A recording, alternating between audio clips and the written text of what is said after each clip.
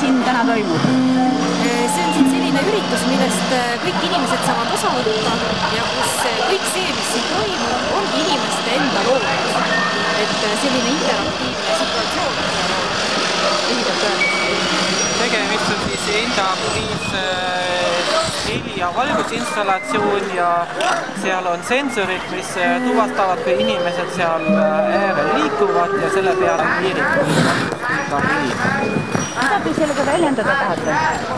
Tahaks väljendada teatud mängulisust, et inimesed saavad selle süsteemiga mängida, nagu ta oleks mingisugune nagu muusikaviis, millega mängitakse ja selles vaimus ma olen seda lugunud. Teistsugune keskkond, muidu tavaliselt uisuplats on, nagu me ikka oleme harjunud nägema uisuplatsi, aga nüüd on tekkinud selline väike nihestunud olukord. Ei saagi täpselt aru, kas see on nüüd uisuplats või on see siis mingisugune muu keskkond, et põhiline on siis sellel rõhkse loomisel. Miks te seda teete? Tegime sellepärast, et inimesi natuke rutiinist välja tuua. On jõuluaeg ja kõik on harjunud sellise jõulurutiiniga, et siis teha natuke midagi teistmoodi ja teistsugust.